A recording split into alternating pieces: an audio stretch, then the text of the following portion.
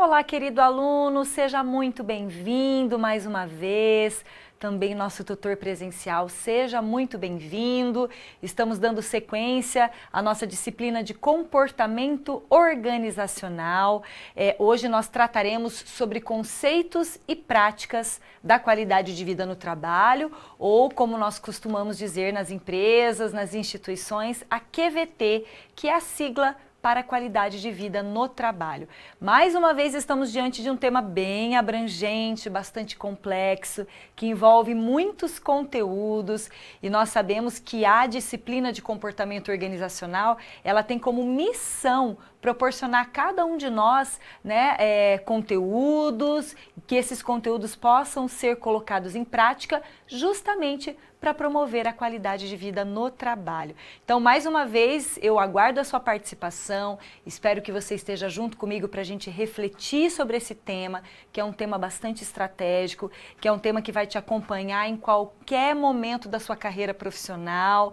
Aliás, todos nós precisamos estar num ambiente com qualidade de vida para que a gente possa produzir, para que a gente possa desenvolver cada vez mais as nossas capacidades, né? Vamos ao quadro para dar uma olhadinha nas nossas informações necessárias dessa teleaula, e eu só destaco com você a segunda linha, que é a competência da unidade, que ao final dessa teleaula você vai adquirir, você vai desenvolver junto comigo, que é buscar conhecer as variáveis sociais, políticas e culturais dos indivíduos e as formas de promover qualidade de vida nas organizações. Então, são esses conhecimentos e essas habilidades que a gente vai adquirir ao final dessa teleaula. Então, veja, com os conteúdos que a gente vai tratar aqui, você vai conhecer junto comigo modelos importantes referentes à qualidade de vida no trabalho, como planejar etapas e programas de qualidade de vida no trabalho, o que envolve esse tema no que se refere ao dia a dia das organizações, das instituições, sejam elas públicas, privadas, sejam elas pequenas, grandes, né? O tema qualidade de vida está presente e é um tema hoje muito necessário de ser discutido e de ser pensado e colocado em prática dentro das empresas. Vamos olhar a nossa contextualização da aula e eu te faço algumas perguntas para a gente já começar no clima a refletir. O que é a QVT? Do que se trata? Qual é a sua importância? Quais elementos compõem esse importante campo de ação, né? Esse campo também de conhecimentos? E será que a qualidade de vida no trabalho ela influencia o comportamento dos funcionários? O comprometimento dos funcionários? O que é comprometer-se? A gente fala tanto nesse termo no dia a dia, eu me comprometo com o trabalho, com a família, com os amigos, mas o comprometimento é muito além do que simplesmente você estar disponível, né? Passa por várias bases. E também o que deve ser considerado quando a gente pensa em planejar e elaborar programas de qualidade de vida no trabalho. Então veja, muitos conteúdos para a gente trabalhar juntos. E às vezes a gente imagina que qualidade de vida no trabalho só é possível quando a gente pensa naqueles projetos grandiosos que as organizações propõem, né? Projetos sociais, muitos voltados à sustentabilidade, né? Aqueles cursos maravilhosos de capacitações, e não é só isso. Claro que projetos sofisticados, elaborados, fazem parte também de uma rotina de qualidade de vida no trabalho, mas a QVT deve ser pensada todos os dias. Todos os dias dá para propor ambientes que sejam harmoniosos, saudáveis. As relações elas devem estar sempre em coerência com o desempenho das tarefas, com aquilo que as pessoas buscam de necessidades, né? Então, como é importante pensar na QVT no cotidiano, todo dia, a todo momento, né? Nas relações, na liderança, nas tarefas que vão sendo desempenhadas, né? Então, a qualidade de vida no trabalho, de fato, está presente o tempo todo. E nós vamos trabalhar esse tema ao longo dessa teleaula e que seja para você um ponto de partida, tá? Para que você busque cada vez mais se atualizar e se aprofundar, porque não é um tema simples, é um tema complexo e a gente precisa estar sempre antenado. Então, vamos começar.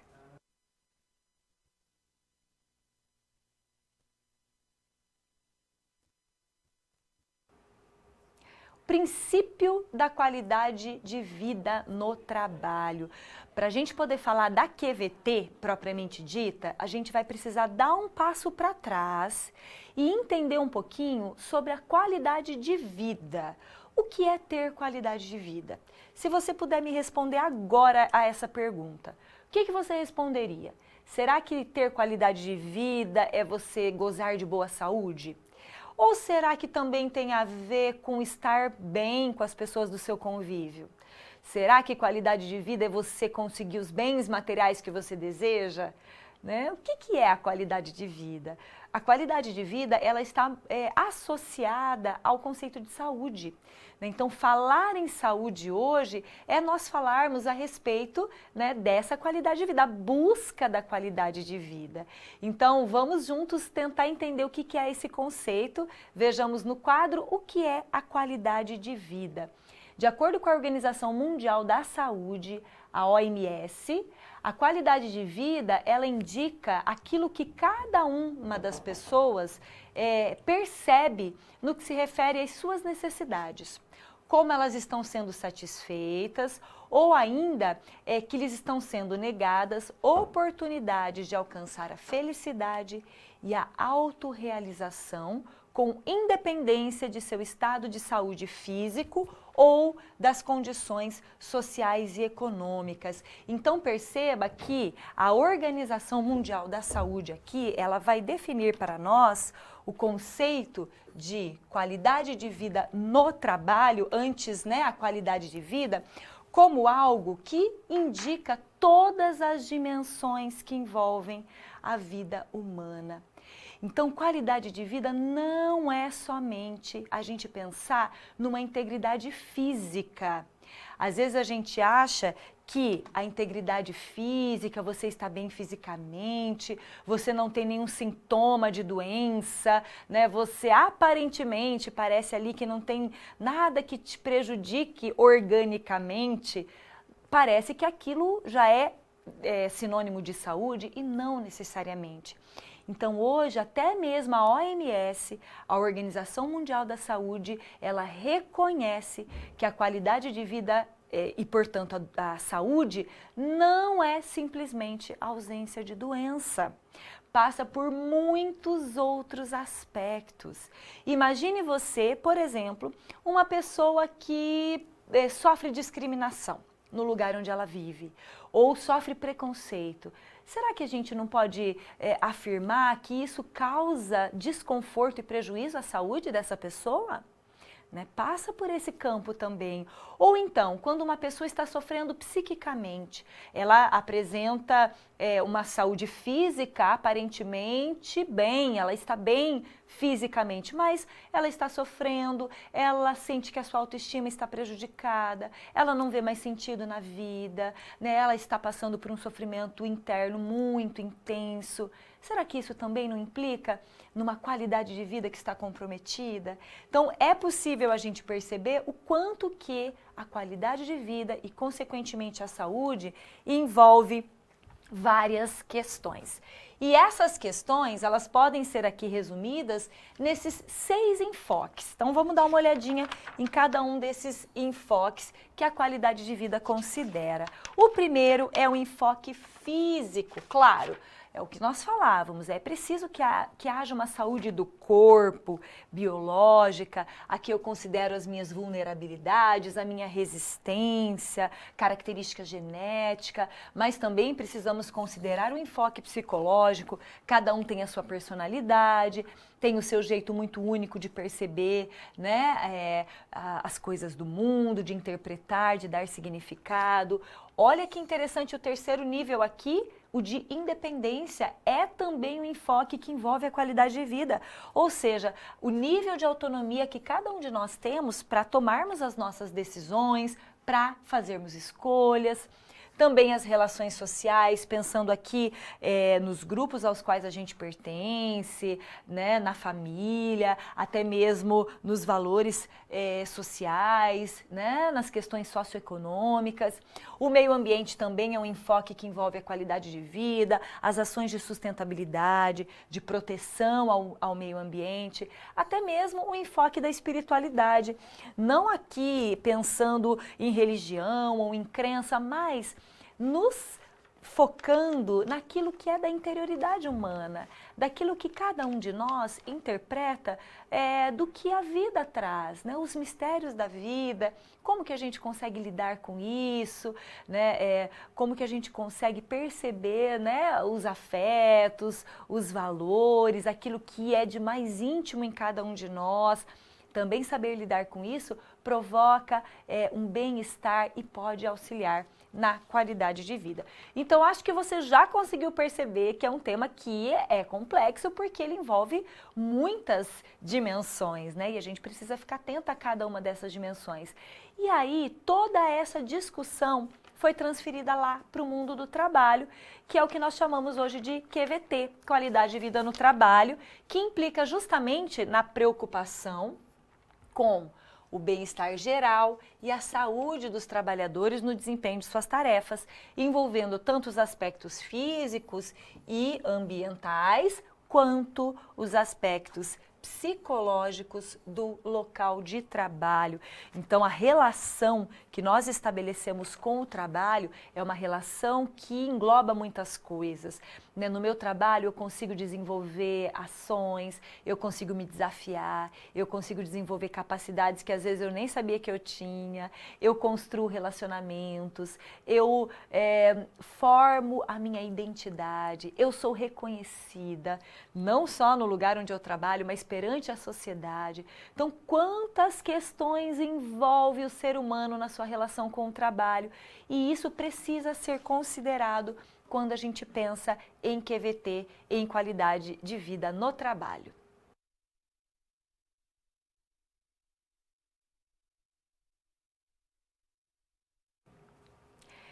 A qualidade de vida no trabalho, por ser um tema abrangente, passa por vários pesquisadores e autores que nos ajudam a entender o que significa essa temática. Existem muitas formas de definir o que é a qualidade de vida no trabalho, assim como existem muitos modelos teóricos. A gente vai começar a discutir um pouco da definição desse termo. Vamos ao quadro que eu quero apresentar para você o que dois autores muito importantes que falam sobre a qualidade de vida no trabalho, Hackman e Waldman, eles definiram como a qualidade de vida no trabalho. Então, de acordo com eles, a QVT é o grau de bem-estar do indivíduo em relação aos aspectos diversos do seu trabalho. Nossa, que frase simples, não é mesmo?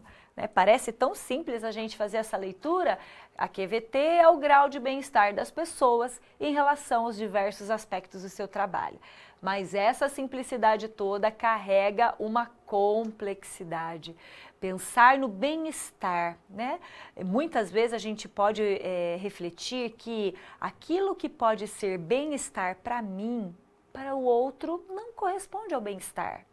Nós temos as particularidades da mesma forma que ao mesmo tempo a gente tem as semelhanças do lugar onde a gente está, né? E aquilo que pode ser considerado como bem comum para todos. Todo mundo gosta de um ambiente que seja saudável, de um ambiente em que a pessoa tenha um espaço para aprender, né? De um lugar em que as pessoas possam falar daquilo que elas sentem de necessidades, construir relações. Claro que todo mundo gosta disso, mas se a gente padronizar, né, essas questões, achando que todo mundo vai sentir bem-estar ou vai se motivar por determinados aspectos dentro da organização, a gente está se iludindo, porque cada um de nós tem a sua forma particular de lidar, né, com as questões do ambiente de trabalho, com as questões que envolvem a sua existência. Ao mesmo tempo, a gente também tem uma relação que é social. E tudo isso passa também pelo conceito de bem-estar e de saúde. principalmente no universo do trabalho, em que, como os autores aí comentaram, os aspectos diversos do mundo do trabalho vai exigir de nós também esse cuidado, né? Falar em bem-estar é pensar nesses vários aspectos. Por isso que nós, mais uma vez, veja comigo, batemos a tecla no conceito de ser humano como um ser biopsicossocial. Veja no quadro que a autora França, ou Limonge França, que é o sobrenome da autora, ela vai considerar como dimensões fundamentais para elaborar programas de qualidade de vida no trabalho, essa dimensão do ser humano como ser biopsicossocial, isto é, um ser humano que é envolvido por essas dimensões, ele é biológico, ele é psicológico, ele é social, essas dimensões em integração, o que também impacta na qualidade de vida no trabalho. E a autora acrescenta uma quarta dimensão, que é a organizacional, levando em conta o espaço de trabalho, seja ele de qual modalidade for. Então, dimensões que precisam ser consideradas como importantes para a elaboração de programas de QVT são essas que estão aqui. Rapidamente vamos falar de cada uma delas. Quando eu penso na dimensão biológica, eu preciso levar em consideração as características físicas de cada um, a sua forma de resistir às situações do dia a dia, as vulnerabilidades, né, o seu organismo. Na dimensão psicológica, eu preciso pensar nos processos afetivos que essa pessoa constrói, até mesmo no nível do inconsciente, aquilo que muitas vezes a pessoa nem tem acesso, né, a sua personalidade que é única, né, a sua forma de perceber o mundo. Na dimensão social, eu preciso considerar as relações com os grupos, a cultura, as crenças, o papel da família, também os valores socioeconômicos, também aqui o meio ambiente e a dimensão organizacional, as questões da imagem corporativa, a forma como aquela organização lida com as inovações, com a tecnologia, suas políticas e práticas, né? Afinal, quando a gente trabalha numa organização que a gente se sente bem, numa organização que tem aí um compromisso com a sociedade, que envolve projetos sociais, que tem uma imagem bem positiva frente ao mercado de trabalho, certamente a gente sente uma maior qualidade naquele espaço, um bem-estar. Então, a qualidade de vida passa por essas dimensões. Um ponto que você não pode esquecer. Essas dimensões, embora elas estejam aí separadas de uma maneira didática, a gente não separa essas dimensões na prática do dia a dia. Porque nós, seres humanos, somos uma coisa só, né? Essas dimensões biológica, psicológica e social, elas estão em inter-relação, não dá pra gente separar ou achar que elas são isoladas, né? Assim como a dimensão organizacional, todas elas estão em integração no que se refere à relação humana com o seu trabalho. E há um outro fenômeno que acompanha todo esse processo da qualidade de vida no trabalho, que é o comprometimento. A gente pode pensar que quando a pessoa se compromete, quando há o espaço para o comprometimento, certamente a pessoa também aumenta o seu nível de qualidade de vida. Vamos entender o que é o comprometimento organizacional? O que é se comprometer? Alguns autores usam uma metáfora muito interessante. Eles dizem que o comprometimento é mais ou menos como o cimento numa construção. O cimento que liga um tijolo ao outro, né, que faz uma construção ficar sólida, né, é a mesma coisa que o comprometimento faz com as coisas que a gente se compromete, que é ligar. Então, quando falamos no comprometimento organizacional, nós estamos falando do nível de ligação entre uma pessoa com o espaço onde ela está desempenhando o seu trabalho e com as pessoas que ali convivem com ela, né? Só que o comprometimento, ele não é simples assim, ele passa por várias bases de sustentação. Uma primeira base é o que os autores chamam de comprometimento normativo, ou seja, você se comprometer com as normas e regras, e isso vai ser um comprometimento mais de base cognitiva, ou seja, a pessoa ela vai despender o seu nível de atenção, sua concentração, a sua lealdade perante aquela organização, buscando cumprir as normas, as regras, porque ela vai saber que ela vai ter a retribuição, né, desses benefícios, dessas vantagens, quando ela se esforça para desempenhar o seu trabalho.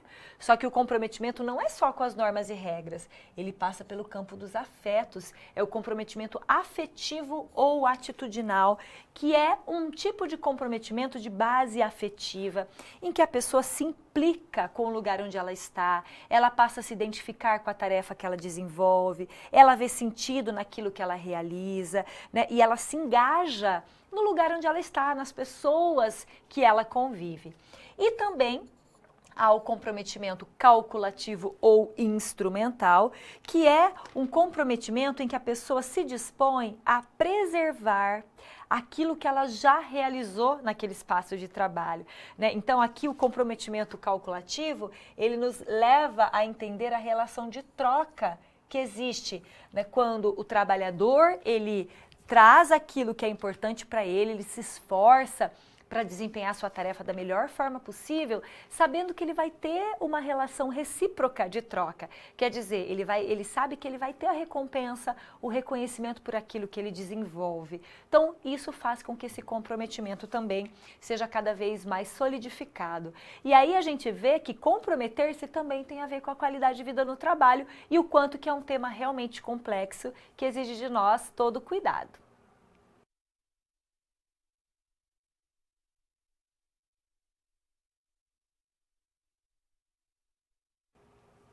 Vamos falar sobre os modelos teóricos sobre QVT? E esses modelos, eles são diversos. Existem muitos autores, muitos teóricos que nos ensinam a entender o que é a qualidade de vida no trabalho. Direcionam, né, alguns processos para que a gente possa entendê-lo, né, teoricamente, mas também ajuda-nos a colocá-los em prática. Então, o que esses modelos têm a nos dizer? Vamos começar com o primeiro modelo, que é o modelo do Walton, né? O Walton, ele é um autor muito requisitado no que se refere à qualidade de vida no trabalho, porque ele é um dos precursores nesse tema.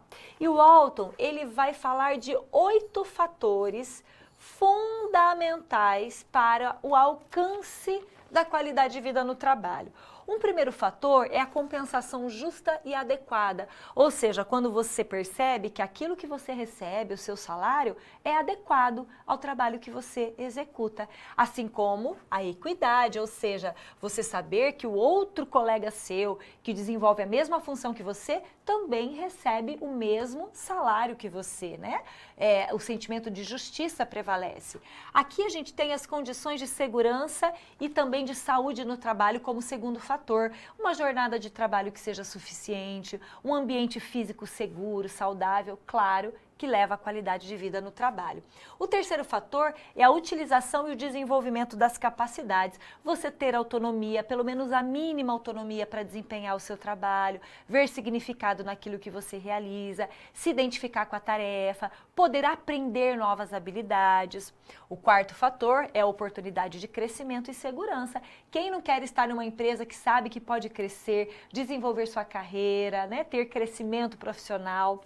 O quinto fator, integração social na organização, aquele espaço me proporcionar o desenvolvimento de relações, né? O senso comunitário, a solidariedade, né? Também aqui as conquistas constitucionais, né? As garantias constitucionais, pensando no respeito aos direitos trabalhistas, humanos. O sétimo fator, trabalho e espaço total de vida, significando que a pessoa humana, ela precisa ter esse equilíbrio, né, um equilíbrio mínimo entre trabalho e vida pessoal. E, por fim, a relevância social da vida no trabalho, entendendo a importância da imagem da organização, a pessoa se sentir bem ao estar ali naquele espaço, né, percebendo o quanto que a empresa pode contribuir com a responsabilidade social, ambiental e o quanto que isso proporciona também essa sensação para o trabalhador de bem-estar, o que leva à qualidade de vida no trabalho. Mas não para por aí, a gente tem um outro modelo no que se refere a esse tema. Vamos dar uma olhada no quadro, que são os modelos do Hackman e o de Oldham. Dois nomes diferentes, Hackman e Oldham. O Hackman e Oldham, eles já vão focar a qualidade de vida no trabalho no tema tarefa. Então, para eles, o que vai ser importante aqui para o alcance da qualidade de vida no trabalho é observar a tarefa que cada pessoa desenvolve. Tanto que o modelo desses autores se chama Modelo das Dimensões Básicas da Tarefa. O que os autores pensaram aqui? Eles desenvolvem esse tema a partir de 3 campos. O primeiro campo é o que os autores chamaram de dimensões essenciais do trabalho, que é aquilo que é fundamental para que a tarefa seja desempenhada, como a variedade da tarefa, ou seja, você aprender várias habilidades, você ter identidade com aquilo que você desenvolve, você ver que aquilo que você faz tem significado, você ter autonomia para desenvolver aquilo que você desempenha e, claro, o feedback, né? Você saber, ter a oportunidade de saber qual o caminho que você está seguindo, se é um caminho certo ou se precisa melhorar.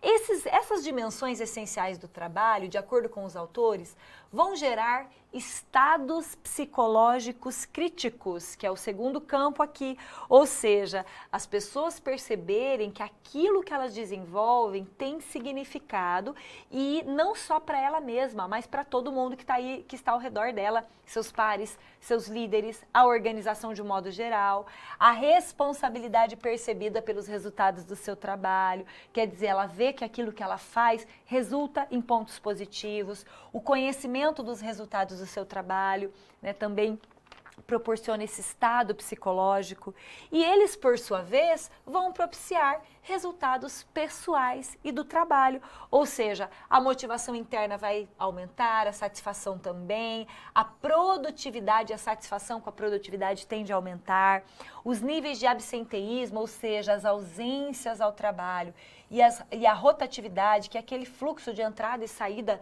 né, de determinado cargo ou de determinada empresa, tendem a diminuir. Então, esses índices, absenteísmo e rotatividade, tendem a diminuir quando esses campos são exercidos. E aí os autores eles destacam que todos esses elementos vão estar influenciados pela necessidade de crescimento individual. Quer dizer, os autores eles destacam que cada pessoa humana tem a necessidade de crescer, de saber que aquilo que ela está desenvolvendo, que aquilo que ela está desempenhando no meio organizacional, no meio onde ela atua, faz com que ela se desenvolva e com que ela cresça, e aí todos esses campos podem ser exercidos. Mas não para por aí, vamos ver mais um? Lá no quadro a gente tem mais um modelo, que são dos autores Nadler e Lawler, na década de 80, em que eles vão fundamentar a qualidade de vida no trabalho em 4 aspectos. O primeiro é a participação dos funcionários nas decisões, quer dizer, quando as pessoas que desempenham seus trabalhos, elas têm a mínima que seja participação naquilo que elas fazem, isso vai fazer com que a qualidade de vida no trabalho seja alcançada. Assim como o segundo aspecto é a reestruturação do trabalho através do enriquecimento de tarefas e de grupos autônomos de trabalho, a pessoa poder enriquecer seu trabalho, ou seja, aprender novas funções, né, novas habilidades e também poder desenvolver a sua capacidade de autonomia.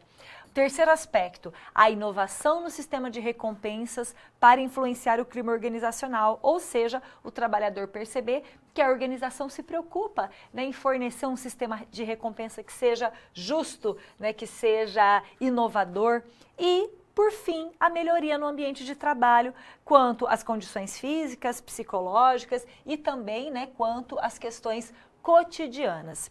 E nós temos um último modelo, que é o de uma brasileira, da Eda Fernandes, na década de 90, que criou o modelo da auditoria operacional de recursos humanos para a qualidade de vida no trabalho. Para a autora, dependendo das contingências, das situações que podem acontecer, né, do contexto em que as pessoas convivem, a cultura organizacional é afetada e o clima organizacional melhora, refletindo-se no bem-estar do trabalhador e na produtividade da empresa. Claro, né, a autora ela destaca que quando, né, há ações e quando todos esses elementos da qualidade de vida no trabalho estão presentes, a cultura da organização se torna positiva, o clima melhora e o bem-estar ele aparece. Então a gente pode resumir aí que todos esses modelos, mesmo com as suas diferenciações, eles convergem para a humanização das pessoas. E é isso que a gente precisa estar atento quando a gente pensa em QVT.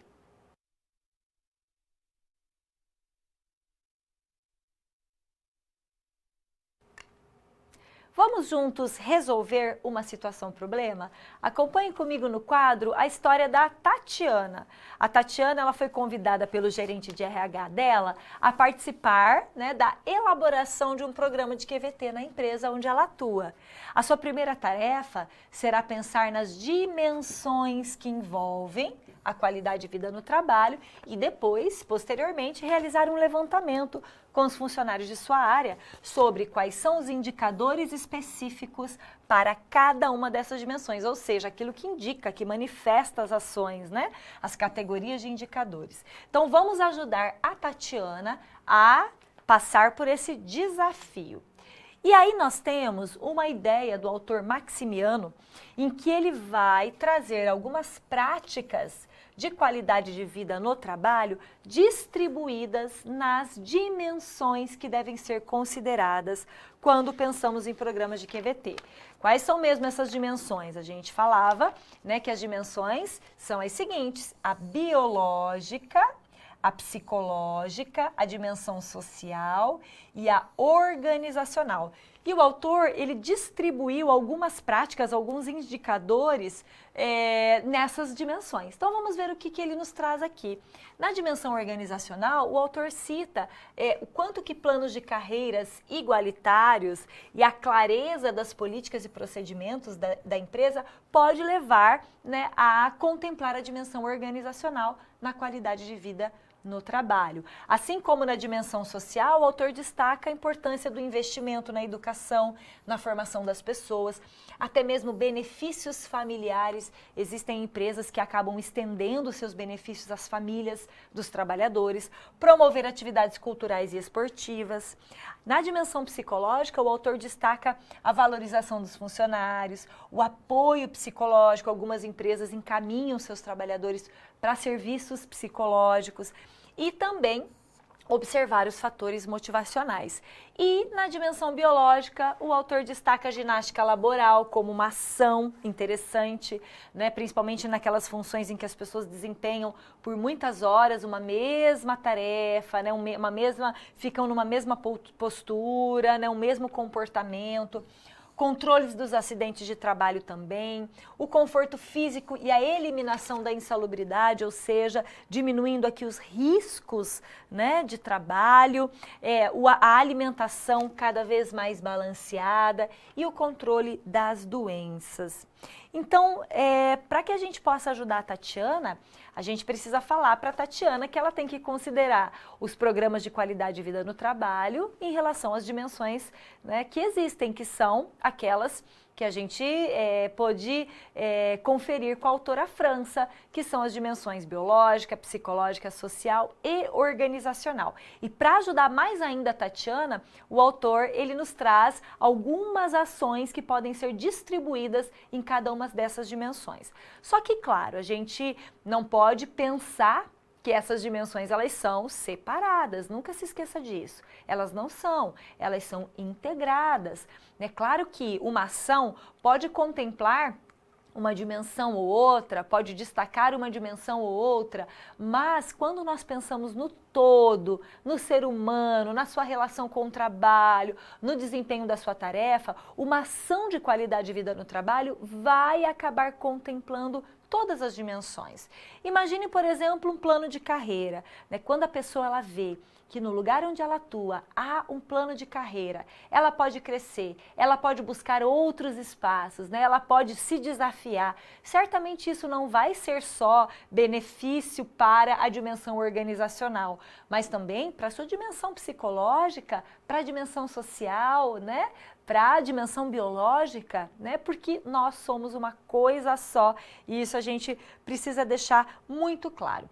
Então, veja que é importante pensar na qualidade de vida no trabalho a partir de todas essas dimensões. né? Entendendo que a QVT não é simplesmente trazer uma ação, né? Sem pensar naquilo que está sendo colocado, né? E achar que aquilo vai acabar contemplando todo mundo, vai acabar trazendo bem-estar para todo mundo, né? O que a gente percebe nas pesquisas e o que a gente lê nos livros, na literatura, é que programas de qualidade de vida no trabalho que não alcançam seus objetivos são aqueles que não buscam observar as necessidades das pessoas, né? Muitas vezes há um programa de qualidade de vida no trabalho que é implementado naquela organização sem um planejamento, sem pensar no que aquilo vai alcançar, né? E muitas vezes as pessoas nem entendem por que aquilo existe, né? Então, quando se é considerada a necessidade daquele lugar, a cultura daquela organização, a sua realidade, aí sim, certamente a qualidade de vida no trabalho vai acontecer, e em especial quando se pensa aí nessas dimensões que precisam ser olhadas nos programas de QVT.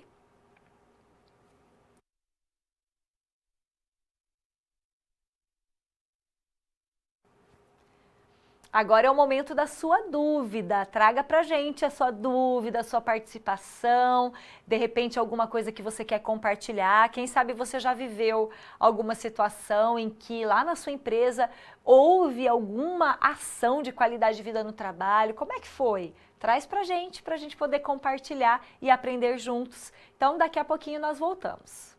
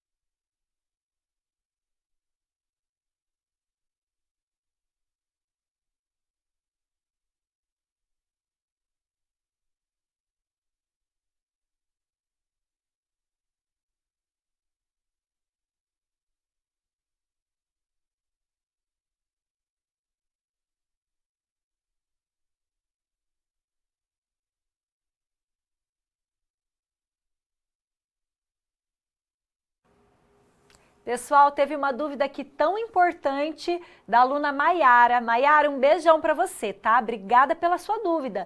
Você pergunta quais mecanismos ou ferramenta os gestores podem mensurar, analisar e aplicar quando o assunto é ambiente de trabalho, onde os colaboradores, deixa eu ver se a professora perdeu aqui, onde os colaboradores estão inseridos, para garantir uma qualidade de vida no trabalho que seja saudável. Quais os desafios que podem ser mencionados e enfrentados pelos gestores ao implantarem ações voltadas para a qualidade de vida no trabalho dentro das empresas? Maiara, é uma pergunta excelente, mas é uma pergunta que não tem uma resposta exata, tá?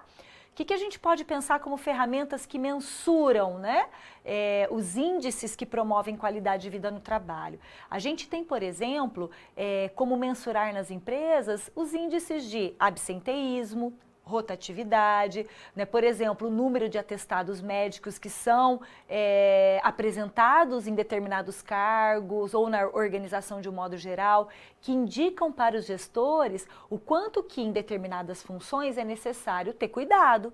Pensar, né, poxa, se em determinado cargo a gente tem um número de atestados médicos alto, ou ninguém para, a pessoa é contratada, deu 3 meses, ela não quer mais estar naquela função, é um indicativo para qualquer gestor de que aquilo precisa ser observado.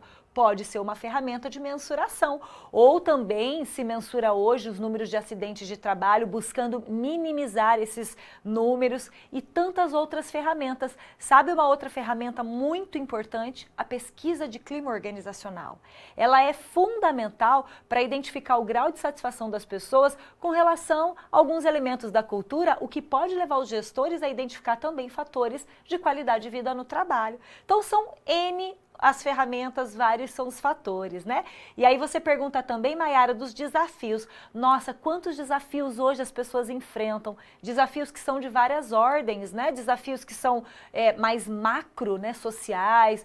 Hoje a gente está vivendo um cenário tão incerto de crises, tantas coisas que estão acontecendo no mundo e que impactam diretamente hoje na organização, no interior das empresas. É um desafio.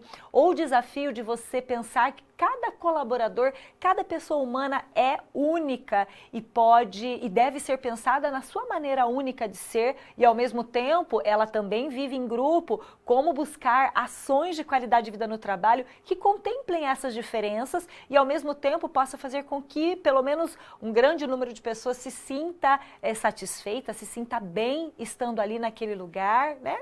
Inúmeros são os desafios, os conflitos que podem aparecer e tantos outros. O que é muito importante nesse momento é perceber a realidade daquele lugar, né? O quanto que observar o funcionamento daquela empresa, conversar com as pessoas, conhecer as necessidades, tudo isso pode levar os gestores a estarem mais próximos das ações adequadas de qualidade de vida no trabalho, tá bom? Obrigada, viu, pela pergunta. E pessoal, lembrando vocês que nós vamos jogar o Kahoot no final da nossa aula, tá? Vocês já devem ter recebido o PIN, que é 8036857. Combinado? Então, vamos continuar.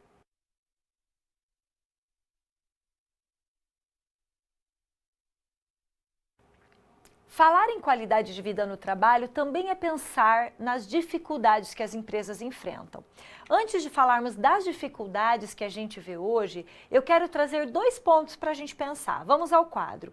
O primeiro ponto é a gente entender que a participação em qualidade de vida no trabalho é de todos. É claro que a maioria das vezes, qualidade de vida no trabalho, as ações, os programas eles estão à frente, né? Os setores de recursos humanos, os gestores e diretores precisam autorizar, ok, mas a participação e a responsabilização é de todos. E todo mundo pode ser engajado em programas de QVT de várias formas, como através das políticas de gestão, os modelos, as práticas, como buscando o levantamento de indicadores, né? Tentando mensurar os índices de absenteísmo, rotatividade, promovendo ferramentas de pesquisa, grupos de discussão, promovendo encontros, reuniões em que isso possa ser trazido. Olha a pesquisa aqui, a pesquisa diagnóstica, o quanto que é necessário identificar as necessidades.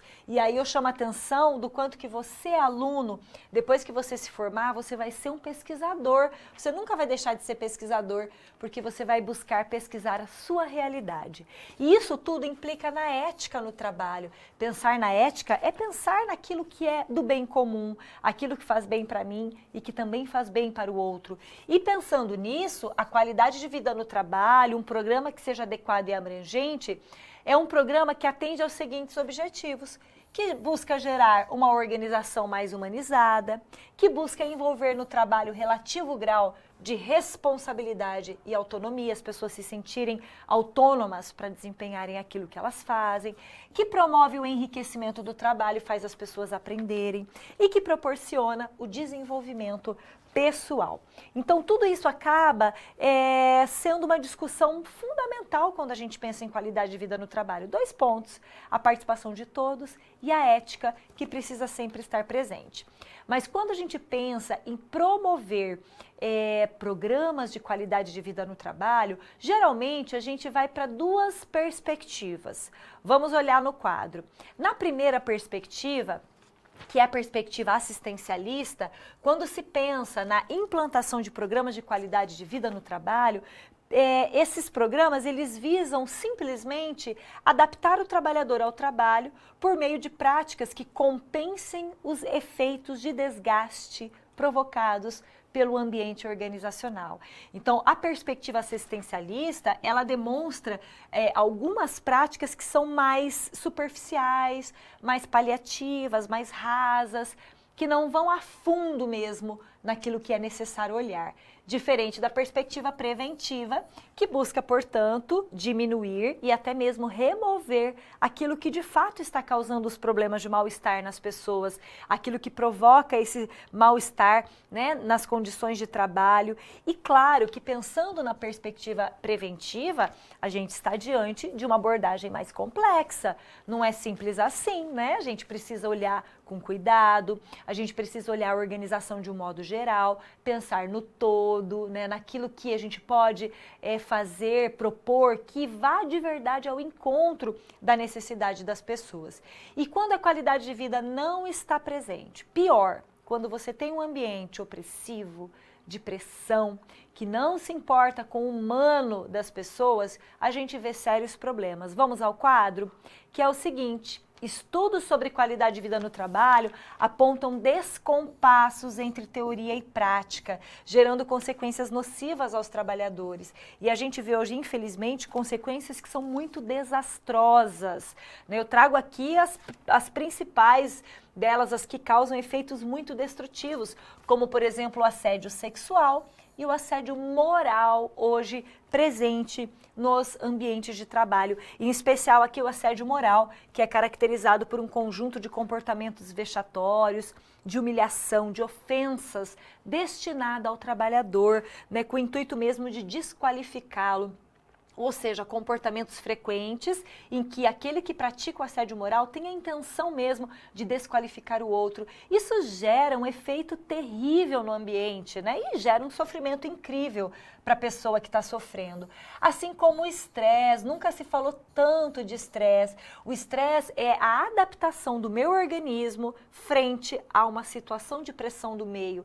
Então a gente o tempo todo está buscando lidar com as situações de pressão. O problema do estresse é quando ele alcança um nível que nós chamamos de exaustão, que é o nível mais elevado do estresse, que é um campo aberto para as doenças, como, por exemplo, a síndrome de burnout. Burnout é uma expressão em inglês que significa queimar por completo, é mais ou menos a ideia de uma chama se apagando, em que a pessoa sente um esgotamento incrível, né? Um esgotamento intenso, um sofrimento intenso, em que ela não vê mais sentido naquilo que ela realiza. E claro que pode se associar à depressão, que é também, né, um transtorno psíquico que é marcado por uma tristeza muito profunda, né, por um sentimento de desesperança. E claro, são questões que precisam ser olhadas de frente, né? Se as pessoas estão sofrendo no ambiente de trabalho onde elas atuam, isso precisa ser observado, isso precisa ter toda a nossa atenção, porque certamente isso vai gerar consequências para a pessoa, para a família, para aqueles que estão em volta e também para a própria organização.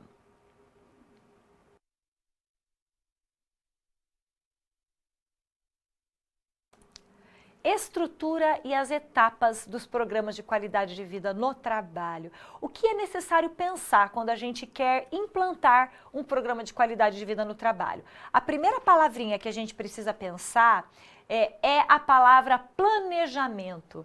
Pense você quando você vai fazer uma viagem, por exemplo. Você sai de casa simplesmente sem preparar nada? Claro que não, não é? Você vai se planejar, você vai observar tudo que você precisa para levar para a viagem, você vai olhar o lugar onde você vai para saber se lá vai estar frio ou calor, você vai avisar as pessoas, né, do seu entorno que você vai viajar. Não é assim que acontece? Para propor planos de qualidade de vida no trabalho, o planejamento é a primeira coisa, ele é essencial. E o planejamento, ele engloba no mínimo 4 pontos. O primeiro, os objetivos. O que eu quero alcançar quando eu proponho um programa de qualidade de vida no trabalho? Quais são as minhas metas? Onde eu quero chegar? Também o prazo, né? Até quando eu vou preparar esse programa e onde, né? Em que momento que eu vou implantá-lo, em que momento eu vou avaliá-lo. Então, o prazo é importante também. Os recursos financeiros, materiais, eu preciso buscar. E as pessoas. Existem pessoas que vão estar à frente dos programas de qualidade de vida no trabalho, mas é claro que todo mundo precisa estar engajado. Pensando nisso, a gente tem algumas propostas de etapas de implantação da qualidade de vida no trabalho. A primeira aqui passa primeiro pela decisão, que é quando você decide sobre o programa que você vai aplicar, pensando aqui no planejamento. Depois você vai fazer uma exposição ampla desse programa para as pessoas, sensibilizando-as a participarem, formando grupos de trabalho, os comitês para estarem à frente desse processo. E o diagnóstico aqui como uma etapa que precisa ser observada. E aqui nós temos o diagnóstico em 3 frentes. Ou seja, eu levantar as necessidades no que diz respeito à fadiga organizacional, isto é, ao nível de estresse, de sofrimento das pessoas ali naquele lugar.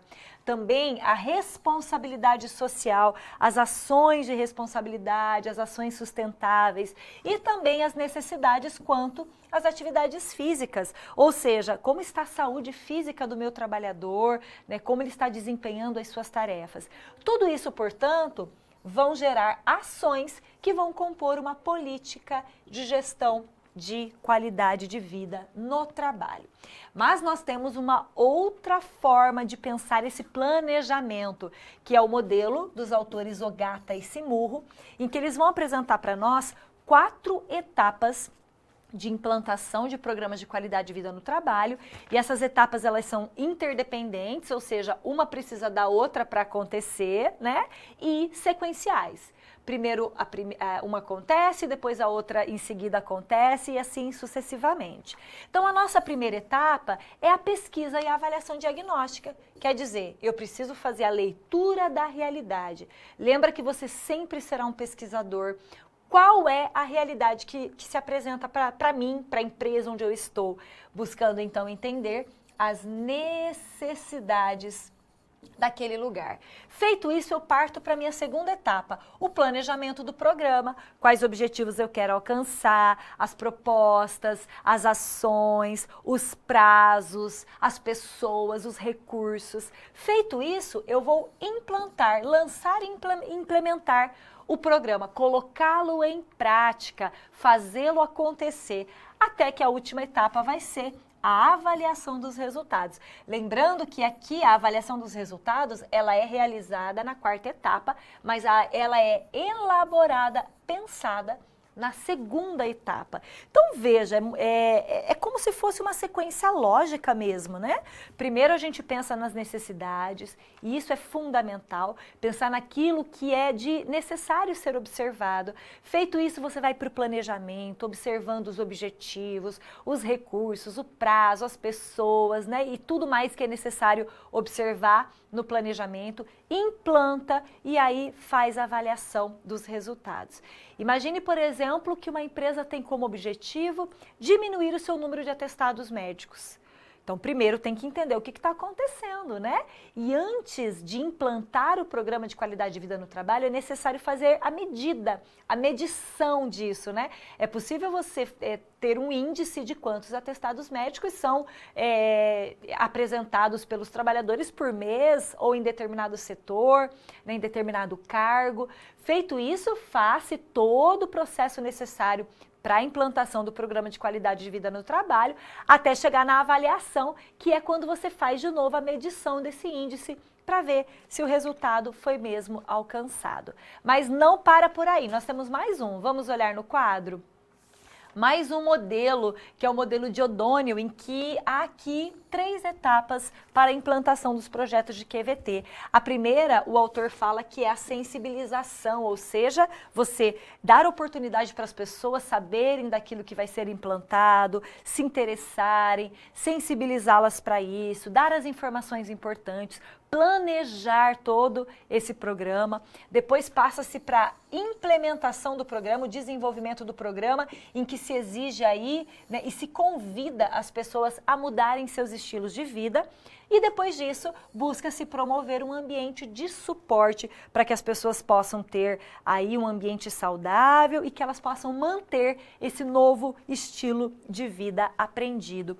Pense, por exemplo, numa empresa que quer ajudar os seus colaboradores a melhorarem suas alimentações, seu estilo de alimentação. Normalmente empresas que têm ali um refeitório, né, um lugar em que as pessoas podem fazer a refeição ali no seu espaço. Então faz-se toda uma sensibilização, né, procuram-se ferramentas para implementar esse programa de qualidade de vida no trabalho, palestras sobre a importância de se alimentar com saúde, né, os tipos de alimentos saudáveis. Faz-se tudo isso, pede-se, solicita-se ao trabalhador para que ele mude seu estilo de vida, para que ele mantenha uma vida mais saudável. E aí, claro, a organização precisa oferecer um ambiente de suporte para que as pessoas continuem exercendo essa mudança no estilo de vida e ajudá-lo, então, a alcançar essa qualidade de vida no seu espaço de trabalho. Então, são modelos que nos ajudam, que nos orientam a implementar programas de qualidade de vida no trabalho, mas não é nada simples, não é nada que se dá da noite para o dia, né? São processos contínuos em que o planejamento deve estar presente e, principalmente, né, sempre pensando na necessidade das pessoas.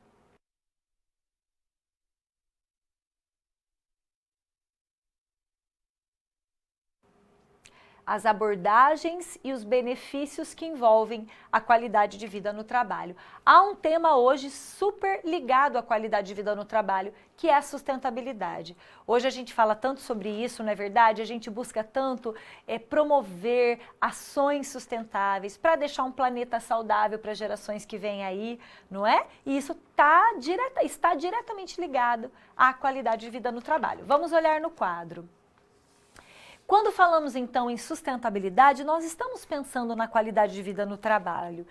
Tanto é que hoje fala-se até em QVST, qualidade de vida sustentável no trabalho.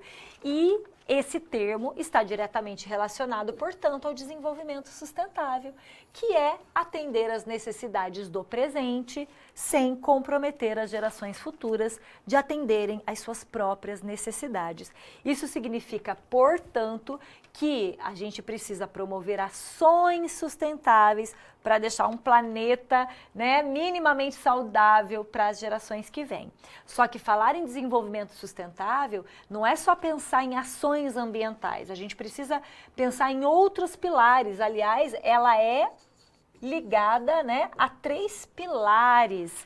O primeiro pilar do desenvolvimento sustentável é o ambiental, promovendo então projetos e ações de sustentabilidade, de proteção ambiental. Mas nós também temos o pilar social, pensando nas pessoas, em promover direitos, preservar, né, os direitos humanos, trabalhistas, pensar na ética, até chegarmos no terceiro pilar, que é o econômico. A gente sabe que as empresas precisam ganhar, precisam ter resultados positivos, desde que isso haja com um mínimo de equilíbrio, né? Fazendo com que haja uma boa relação entre os fornecedores, entre os donos de empresa, entre a comunidade e pensando, portanto, em ações que tragam aí, né, essa sustentabilidade, que possam promover, né, um ambiente mais seguro, um ambiente mais protegido, mesmo que aquela empresa precise alcançar os seus resultados. Então, buscar esse equilíbrio, fazer com que alcance resultados, mas não em detrimento à vida e ao ambiente. E quais são os benefícios que a qualidade de vida no trabalho pode proporcionar? Inúmeros, vários. A gente tem aqui alguns deles, né? Redução do absenteísmo, ou seja, você conseguir diminuir o número de ausências no trabalho, diminuir os atestados médicos, a redução da rotatividade, fazer com que as pessoas elas queiram ficar no trabalho, retendo os bons talentos, reduzir a fadiga, vamos aqui traduzir fadiga para estresse, reduzir o estresse, e isso significa reduzir os fatores estressores. Os fatores estressores são os estímulos do ambiente que potencializam o estresse. Então, o que causa estresse? Vamos melhorar esse ambiente. A integração social aqui, ela é aumentada, as pessoas se relacionam com outras. O desenvolvimento de novas habilidades também acontece aqui, aprendizagem, a elevação do nível de satisfação dos funcionários e, claro, o aumento na produtividade. Então, tudo isso pode ser alcançado com a qualidade de vida no trabalho. E para a gente discutir os benefícios da QVT, veja que interessante uma pesquisa realizada pela autora França, em que ela procurou observar, né, algumas empresas que desenvolveram programas de qualidade de vida no trabalho e com isso geraram aspectos positivos. Então, são as pesquisas que essa autora nos traz. E veja que interessante, né? Essas pesquisas, a autora possibilitou fazer a distribuição dos aspectos positivos gerados pelos programas de qualidade de vida no trabalho em cada uma das dimensões, né? Então, nós temos aqui a dimensão biológica, psicológica, social e organizacional. E como que a autora ela fez? Ela distribuiu, portanto, cada uma dos aspectos nas dimensões, nessas 4 dimensões. Então, ela vai nos dizer, por exemplo, que na dimensão biológica, né, se a gente fizer a somatória dessas porcentagens, a gente alcança 100%. Então, para a autora, ela observou que a dimensão biológica alcança 18% do total dos aspectos positivos, que são a redução de doenças e faltas no trabalho, a redução de custos com assistência médica, a melhoria no estilo de vida. Já a dimensão psicológica, a autora destaca 15%, como a melhoria na satisfação interna, na autoestima das pessoas, na imagem dos colaboradores, no aumento da sua motivação. Na dimensão social, ela coloca 18%, ou seja, empregados mais conscientes, a melhoria no clima organizacional, o aumento da preocupação com a qualidade de vida. E a dimensão organizacional, ela destaca 49%, olha quanto aqui, né? E ela fala como aspectos positivos, o aumento da produtividade, a empresa com mais vantagem competitiva no mercado, a sua imagem melhora, a redução de custos, a ISO 9000, pensando aqui na gestão da qualidade, nas normas e certificações, exigência de qualidade também passa a ser positiva. Então, olha que interessante, né? Quanta coisa é possível gerar de benefícios quando a gente pensa em qualidade de vida no trabalho. E mais uma vez, não se esqueça, a autora ela distribuiu ali, né, as ações em cada uma das dimensões, mas elas não podem ser pensadas separadamente, elas são integradas, e o quanto que a qualidade de vida no trabalho pode gerar de resultados produtivos para as pessoas e para as organizações.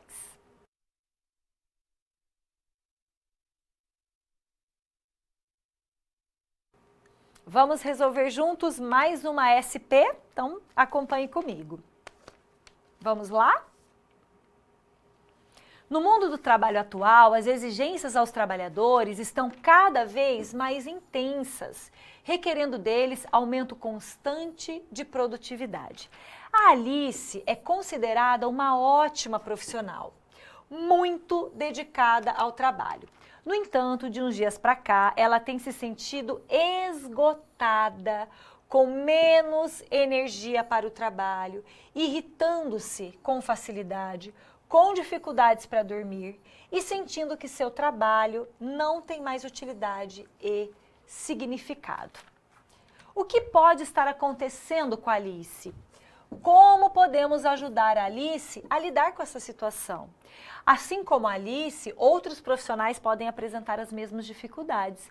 Que ações poderão ser pensadas e aplicadas para contribuir com o bem-estar e a saúde dos trabalhadores?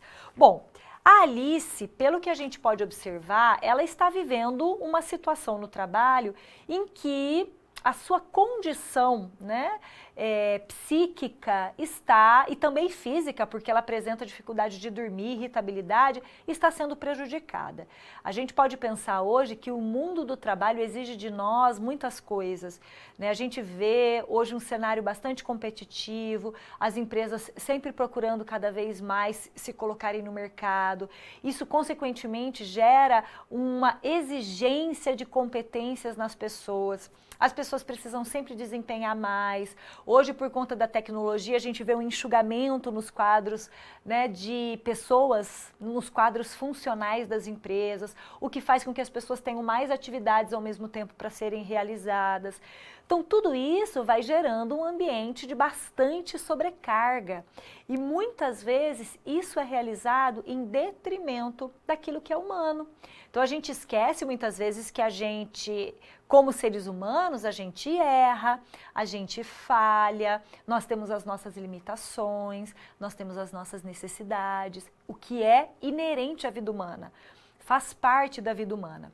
Então, o que pode estar acontecendo com a Alice? A gente não pode afirmar nada, primeiro porque o relato da Alice é muito vago ainda, né? A gente não pode dizer que é isso ou aquilo, mas a gente pode pensar, né, trazer aqui algumas reflexões a respeito do que ela relata para nós, o que abre para a gente, né, um cuidado muito importante. A gente precisa prestar muita atenção na Alice daqui para frente e nos trabalhadores que podem apresentar esses sintomas. Quando há um nível de estresse muito elevado no trabalho, há uma sobrecarga, uma pressão, e o corpo não consegue, né, esse equilíbrio, minimamente se equilibrar ou se adaptar a essa situação de pressão, isso pode ser um campo aberto para as doenças. A síndrome de burnout, por exemplo, é um exemplo, né, que hoje está tão presente no universo das empresas, né?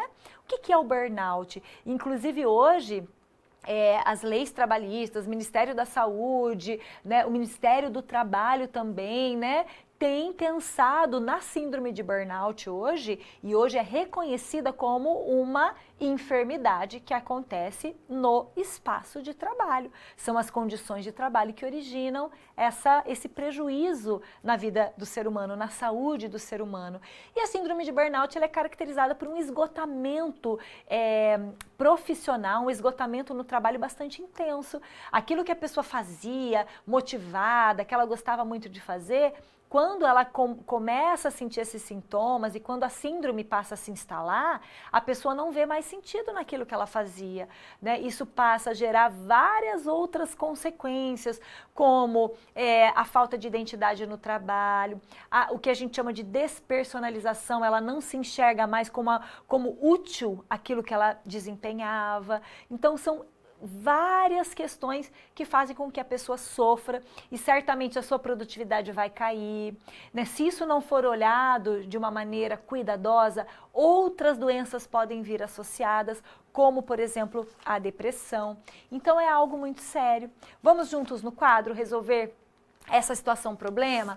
Então, no cotidiano do trabalho, uma forma de manifestação do sofrimento é o estresse. E o estresse, ele faz parte da vida. Quando você vive uma situação de pressão, você se prepara para resolvê-la, para passar por ela. O problema do estresse é quando ele chega no nível de exaustão, que é quando você não dá conta mais de resolver aquela situação, seu corpo pede socorro e aí você está abrindo espaço para muitas doenças, não só físicas, mas psíquicas, como é o caso da síndrome de burnout.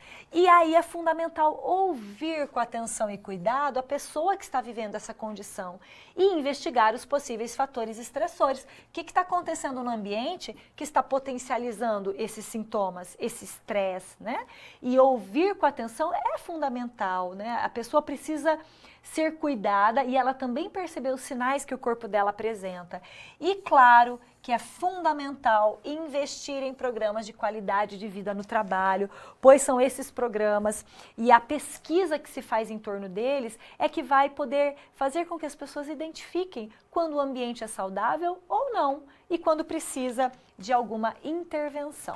Então você aí, futuro profissional, precisa estar muito atento a essas questões.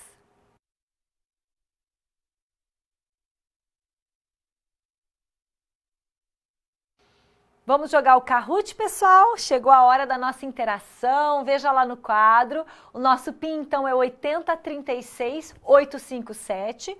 Parece que a gente ainda não tem nenhum jogador. Será que nós não... Ah, o pessoal está chegando. O Paulo de Sobral, seja muito bem-vindo. Quem mais está chegando aí? Vamos ver. Será que a gente vai ter... Opa, mais um chegando, o pessoal da Bahia, sejam muito bem-vindos. Concórdia Santa Catarina também. Só 3 jogadores? Pessoal, vamos lá, vamos chegando aí. Ó, o PIN 8036857. Pessoal de Petrópolis do Rio de Janeiro, sejam muito bem-vindos, pessoal, muito bem-vindos. Olha, enquanto vocês vão chegando, eu vou explicar para vocês que nós vamos ter 3 perguntinhas, tá? E uma dessas perguntas, que é a segunda, vai ser de verdadeiro e falso. Então preste atenção, tá? Graziele de Minas Gerais, está chegando aí também. Graziele, que bom. Famac, você está chegando aí também. Mais alguém? Será que a gente já vai para o jogo? Vamos jogar? Então tá jóia. Quem quiser chegar, pode chegar, mas a gente já vai começar a jogar, senão a gente não consegue por conta do tempo. Primeira perguntinha, atenção. As dimensões a serem consideradas em programas de QVT são a biológica, a psicológica, a social e a... Qual, pessoal? Será que é a organizacional? Será que é operacional? A descritiva ou a restritiva? Ó, já tivemos 3 respostas. Vamos lá, pessoal, o tempo está acabando, rápido. 4 respostas. Opa! Ah, mas a grande maioria acertou, muito bem. As outras alternativas a professora inventou, tá bom? Porque as dimensões a serem consideradas são, além da biológica, psicológica e social, a dimensão organizacional, que se refere ao espaço de trabalho. Vamos ver quem já está aí na liderança do nosso jogo. Olha aí o pessoal de Petrópolis, Rio de Janeiro em primeiro lugar, Sobral vem na sequência em segundo, Bianca que chegou aí também em terceiro lugar, Concórdia, Santa Catarina em quarto e o pessoal Canal da Bahia em último lugar. Vamos a mais uma perguntinha e essa é de verdadeiro e falso, tá? Programas de qualidade de vida no trabalho são de responsabilidade exclusiva do setor de RH e dos gestores. Isso é verdade ou é falso? Se for verdade, você coloca no azul. Se for falso, você clica no vermelho. Verdade ou mentira, pessoal? Tá acabando, tá acabando. Olha lá, temos já 8 respostas. Nossa, vocês erraram, a maioria errou. Na verdade, aqui a professora ela fez de propósito, tá? É uma pegadinha para vocês, né? Dá uma confundida mesmo, né? Programas de qualidade de vida no trabalho são de responsabilidade exclusiva do setor de RH e dos gestores? Não. é de responsabilidade de todo mundo, apesar que o setor de RH normalmente é o setor que vai à frente de programas de qualidade de vida no trabalho, e gestores e diretores precisam autorizar, mas não são só esses dois grupos aqui que fazem os programas acontecerem, é de responsabilidade de todo mundo, por isso é falso, tá? Parabéns quem acertou, hein? Vamos lá!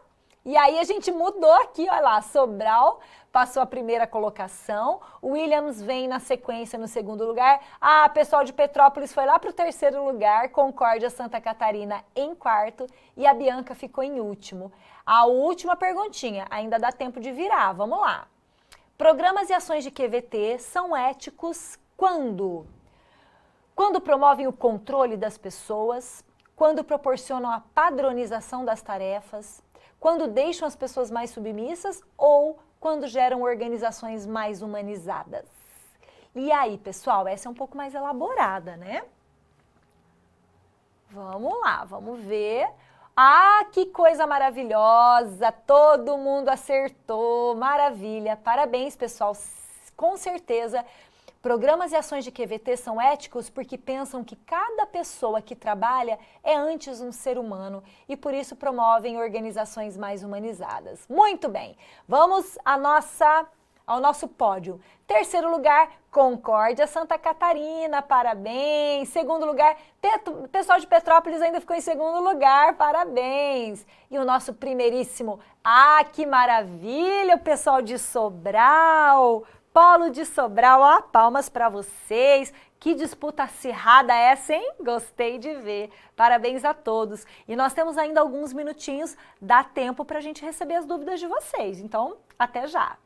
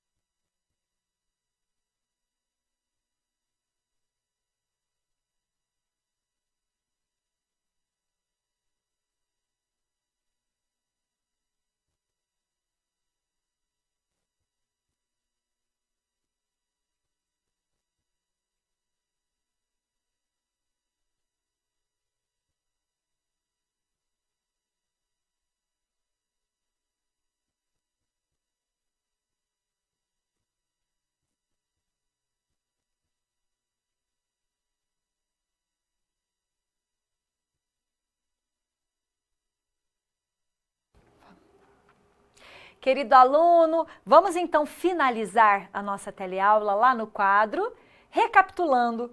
Olha que frase bonita, para o bem da produtividade, pessoas não podem ser encaradas pelos gestores como extensão das máquinas. Elas produzem mais e melhor quando estimuladas, ouvidas e consideradas pela administração. Quem falou isso foi o Elton Maio, um pesquisador que é muito famoso na pesquisa que ele realizou num bairro de Chicago, nos Estados Unidos, em que ele identificou que fatores sociais e psicológicos envolvem na produtividade, estão diretamente relacionados à produtividade das pessoas. Com isso, então, a gente percebe que falar em qualidade de vida no trabalho é pensar no humano das pessoas, é pensar que cada trabalhador, antes de ser um diretor, um operador, um assistente, um analista, seja qual cargo ele estiver atuando, ele é, antes de tudo, um ser humano. E eu adorei participar com você dessa disciplina, espero que você tenha gostado, tenha aprendido bastante, não deixe de estudar, tá bom? E daqui a pouquinho a gente se vê na nossa aula atividade. Até lá!